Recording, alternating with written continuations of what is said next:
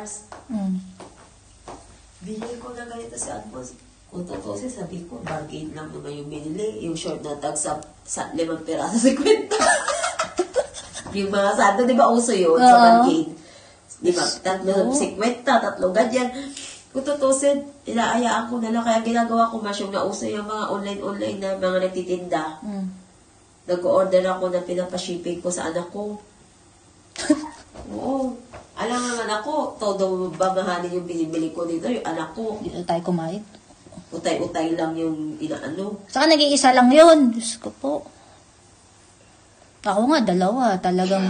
Check that one. Check that one. And see my shoes. I take photo of the outlet to have some shoes. Ito, bag. Yeah, now you check that one. Check that one.